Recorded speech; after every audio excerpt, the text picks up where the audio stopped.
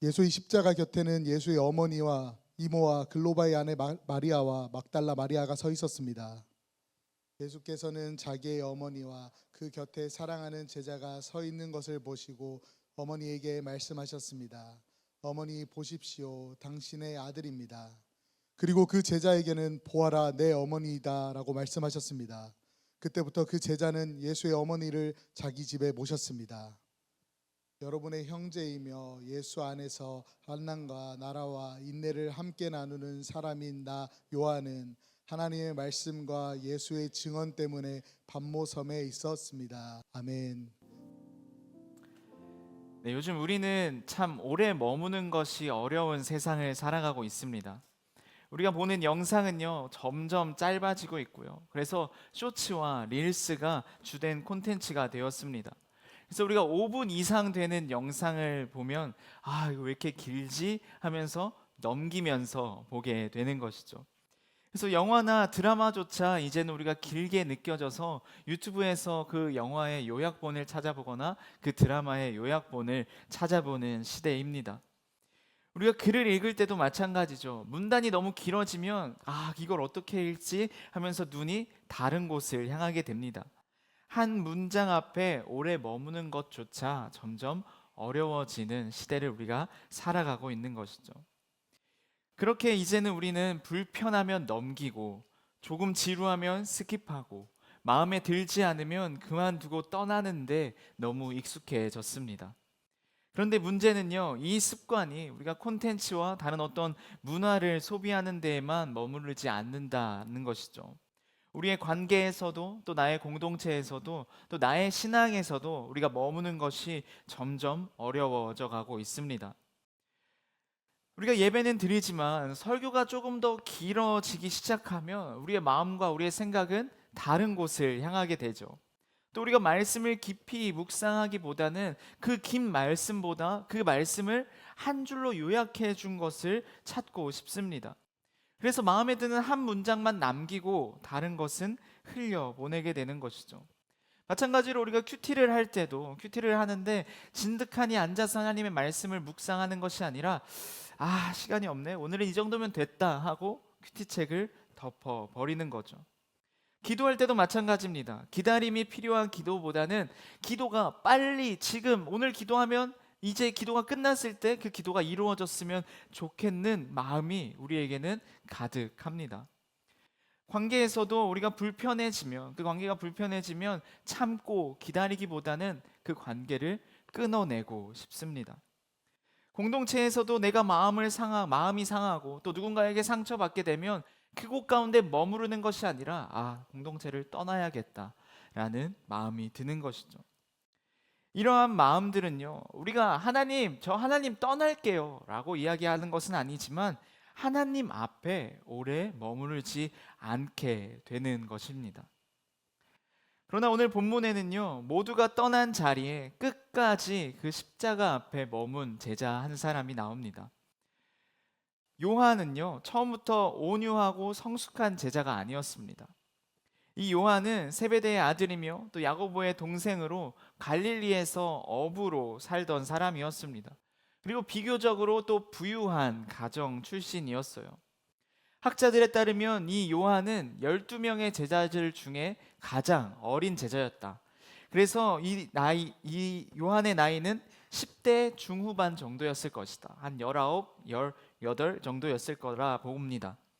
그래서 그는 경험이 부족했을 거예요. 그리고 말도 앞장섰고 감정이 앞섰고 또 어떻게 보면 아직 다듬어지지 않은 상태의 제자였을 것입니다.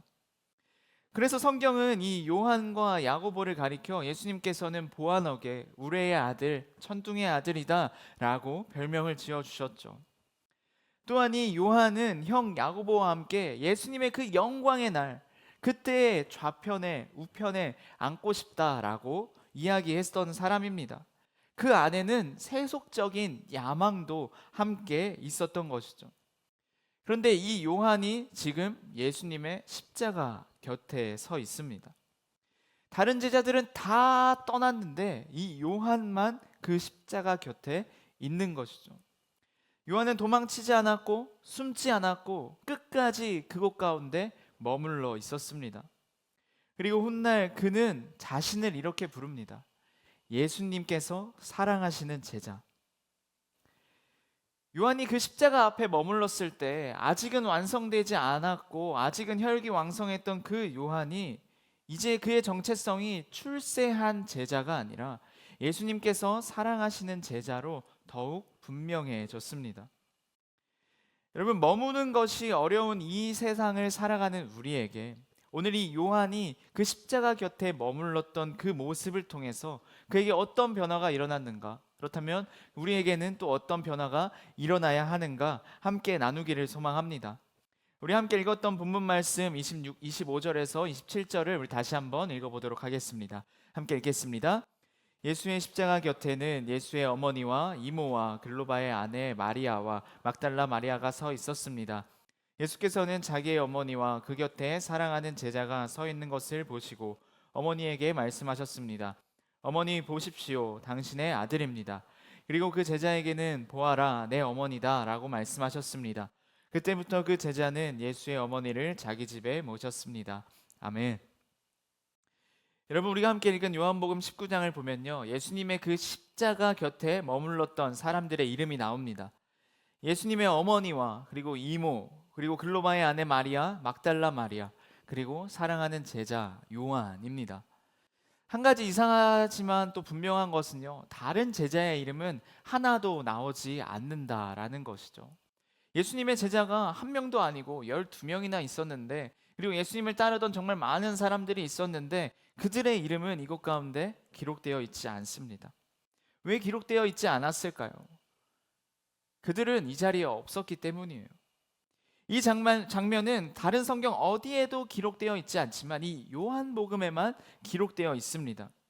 왜냐하면 요한만이 실제로 그 자리에서 이 장면을 목격했기 때문이죠.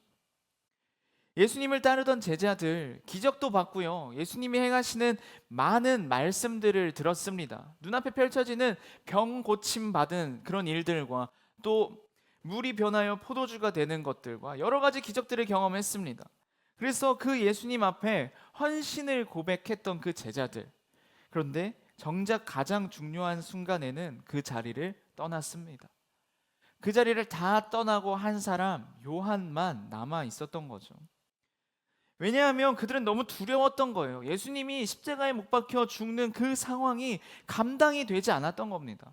자신의 모든 것을 버리고 예수님을 따랐는데 그 딸은 그 사람이 지금 십자가에 못 박혀 죽어가고 있으니까 그 상황이 너무 두렵고 무서워서 다 도망가 버린 겁니다. 그런데 그 자리, 그 십자가 곁에 남아있던 제자 한 사람, 그 사람이 바로 요한이었던 거죠. 요한은 멀리서 관찰하지도 않았습니다. 그는 군중 속에 섞여서 그곳을 바라보고 있지도 않았습니다. 안전한 거리에서 예수님을 바라보지 않았습니다. 성경은 분명히 이야기하죠. 요한은 그 십자가 곁에서 예수님을 바라봤다. 여러분, 십자가 곁은 어떤 자리일까요? 그 자리는 멋진 자리가 아닙니다. 기적이 일어나는 자리도 아니고 문제가 해결되는 자리도 아닙니다. 오히려 아무것도 바뀌지 않는 것처럼 보이는 자리죠. 죄인이 처형당하는 자리가 바로 그 십자가의 자리입니다. 예수님은 그 십자가에 매달리셔서 내려오지도 않으셨고요, 그 고통은 멈추지 않으셨고 상황은 계속해서 악화되고 있었습니다. 그런데 바로 그 자리에서 예수님의 사랑의 깊이가 드러납니다. 예수님은 극심한 고통 속에서도 자기 자신에게 집중하지 않으셨어요.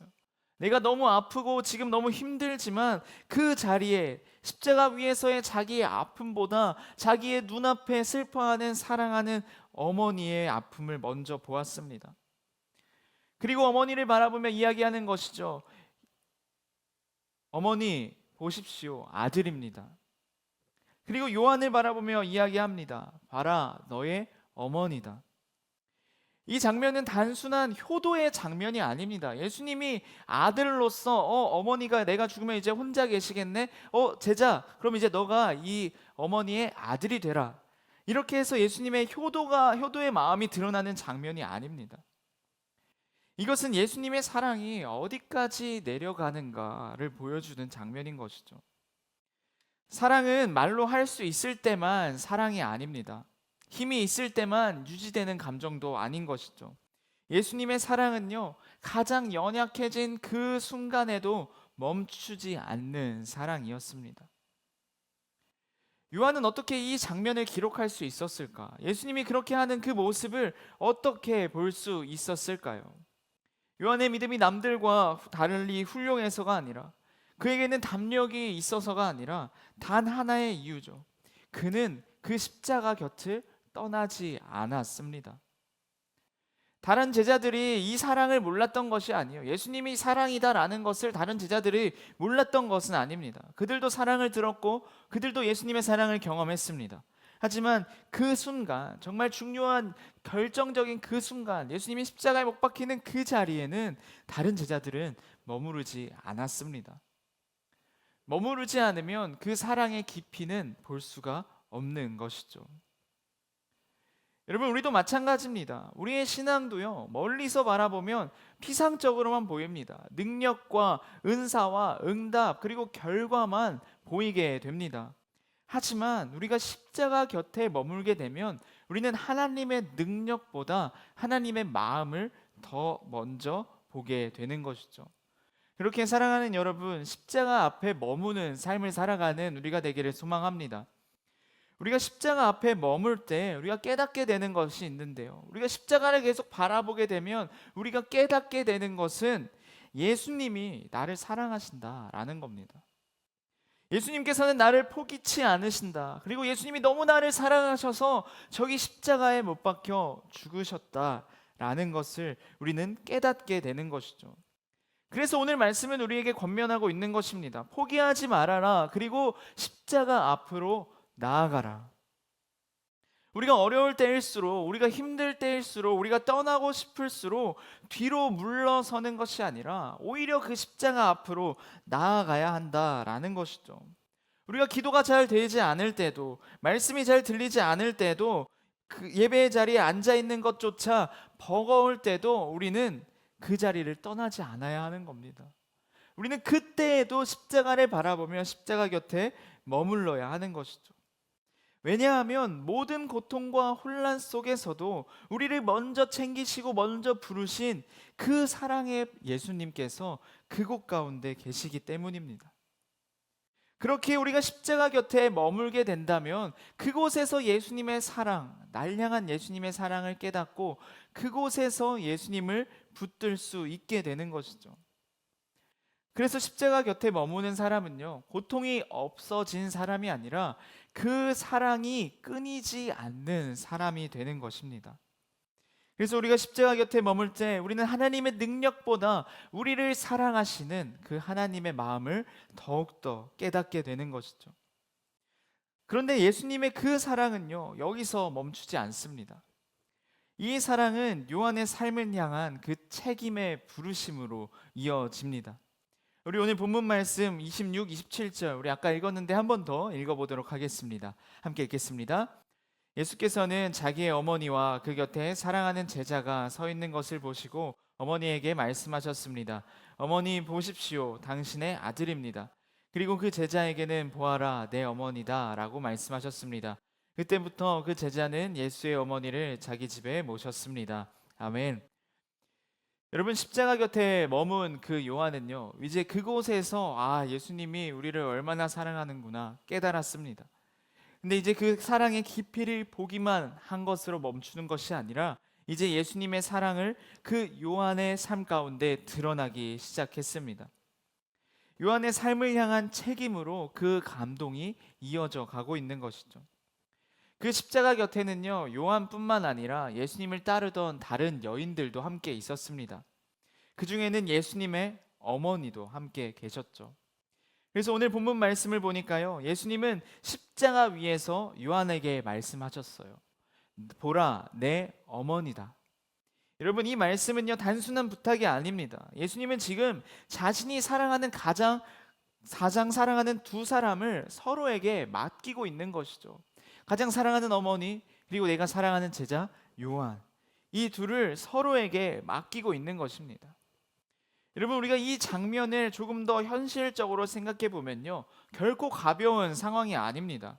왜냐하면 예수님은 이제 곧 죽으실 거예요. 그리고 요한은 이제 예수님의 어머니를 자기 삶 속에 받아들여야 하는 것이죠. 나 혼자 살기도 힘든데 이제 그 어머니를 모시고 살아야 하는 것입니다. 그 순간 요한은 이제 사랑받는 제자에서 사랑하는 제자가 되는 것이죠. 사랑받는 제자에서 이제 그 사랑을 감당해야 하는 제자로 변하게 되는 것입니다. 예수님의 그 부탁 앞에 요한은 담담하게 대답했습니다. 그때부터 그 제자가 자기 집에 모셨다라고 성경은 기록하고 있습니다. 여러분, 이 문장은 굉장히 짧지만요, 그 문장 안에 담긴 의미는 결코 가볍지 않은 것이죠. 사랑은요, 느끼는 것으로 끝나지 않습니다. 사랑은 삶의 자리를 내어주는 것입니다. 요한은 말로만 예수님, 내가 주님을 사랑합니다 라고 고백하지 않았어요.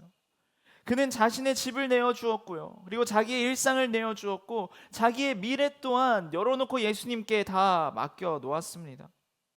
이것이 십자가 곁에 머문 사람이 반드시 마주하게 되는 결과인 것이죠. 사랑은 감동에서 끝나는 것이 아니라 책임으로 이어지는 것입니다. 그래서 우리가 우리의 신앙을 돌아보면 꽤나 멈추고 싶은 순간들이 속속히 있습니다. 은혜를 받는 것까지는 너무 좋습니다. 말씀으로 감동을 받는 것까지도 너무 좋아요. 기도하다가 눈물 흘리는 그 자리도 너무 좋습니다.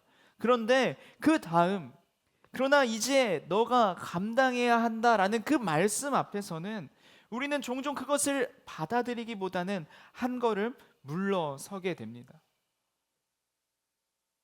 왜냐하면 책임은 부담이 되기 때문이죠. 사랑은 따뜻하지만 그 책임은 무겁기 때문입니다. 사랑은 감정이지만 그 책임은 선택인 것이죠. 그래서 요한은 사랑을 하기로 선택했습니다. 왜냐하면 그는 이미 십자가 곁에서 끝까지 자신들을 책임지시는 예수님의 사랑을 보았기 때문이에요.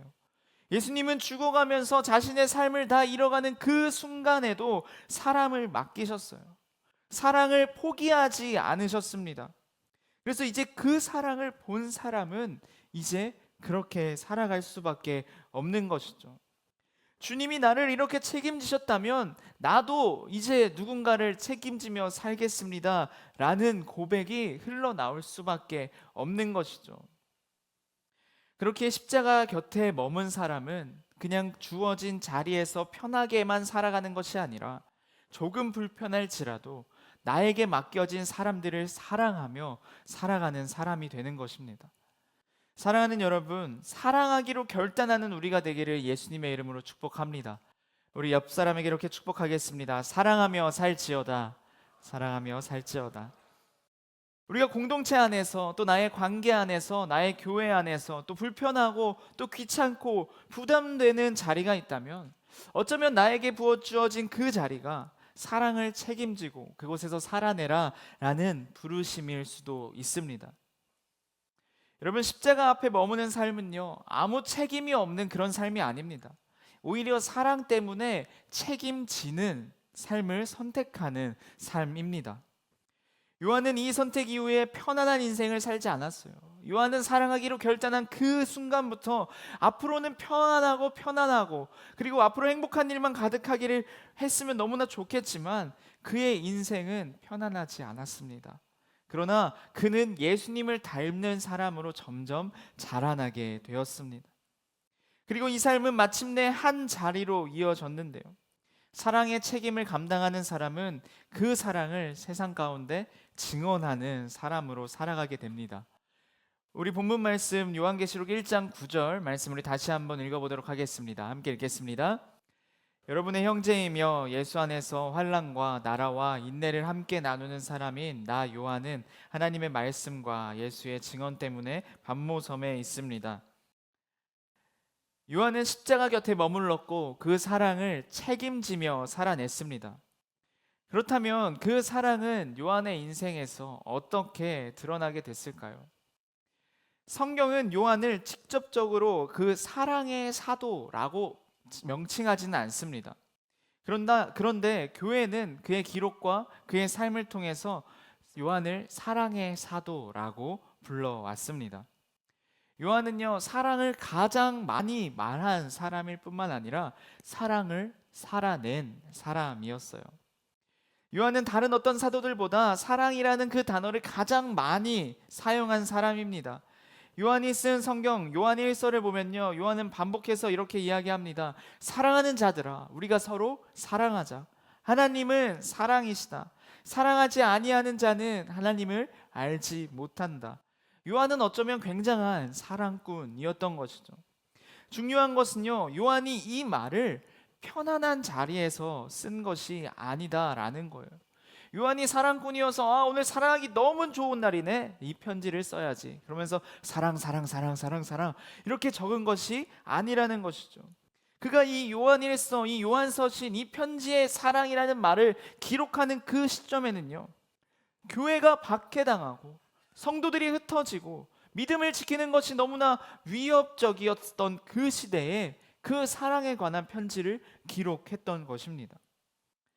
요한에게 있어서 이 사랑은 현실과 동떨어진 감정이 아니라 위험을 감수하면서까지 지켜야 했던 것이었던 거죠.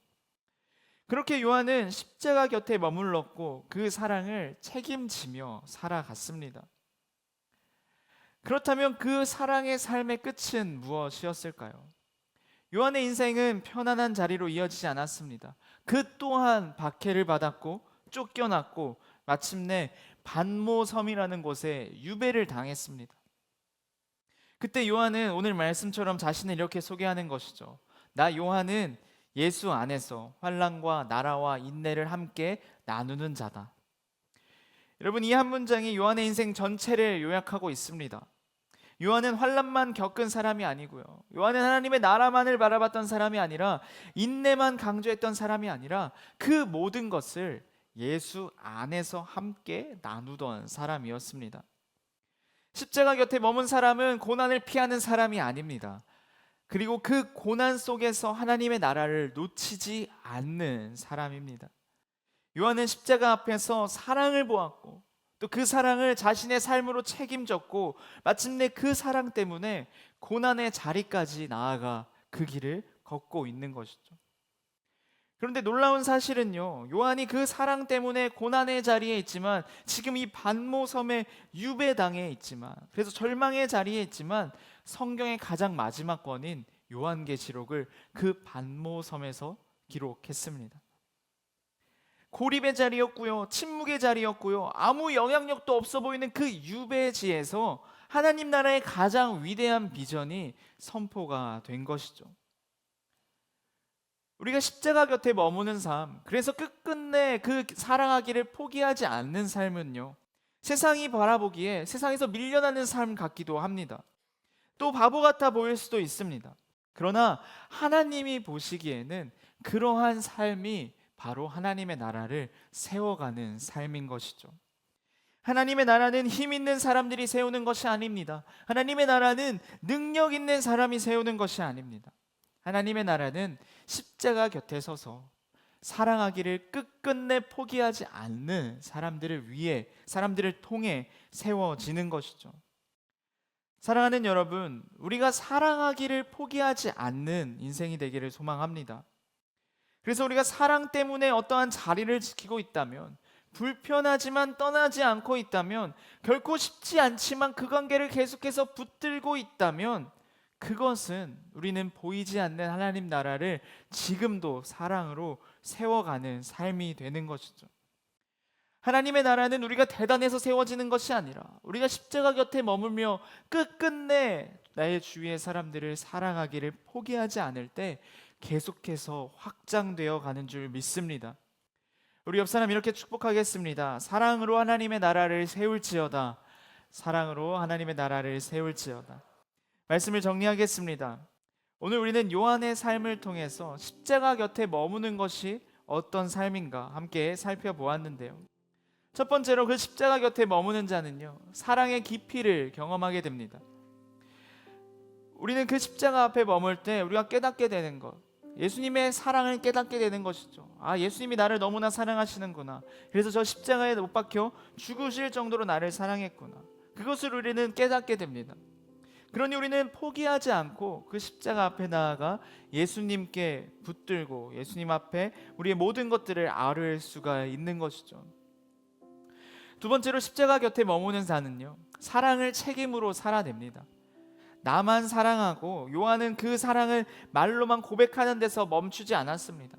자기의 삶을 내어주며 책임으로 살아갔던 것이죠. 그래서 십자가 앞에 머무는 삶은 아무 책임 없이 나만 편하게 살아가는 삶이 아니라 사랑을 책임지고 사랑하기로 결단하는 삶인 것이죠. 마지막으로 십자가 곁에 머무는 사람은요, 하나님의 나라를 함께 세워 나갑니다. 요한은 사랑하기를 선택한 이후 편안한 길을 걷지 않았어요.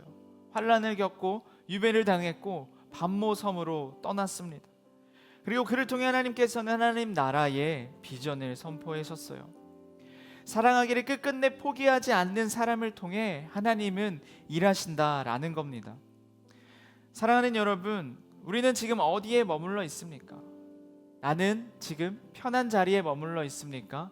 아니면 십자가 앞에 머물러 있습니까? 십자가 앞에 그 사랑 곁에 머물며 나도 요한처럼 사랑하기를 끝끝내 포기하지 않는 우리가 되기를 예수님의 이름으로 축복합니다. 그렇게 우리가 끝끝내 포기하지 않을 때, 그러한 우리의 입술의 결단을 통해 하나님께서는 하나님의 나라를 세워 가실 것입니다. 우리를 사랑으로 부르신 우리 하나님께 영광과 감사의 박수 올려드리겠습니다.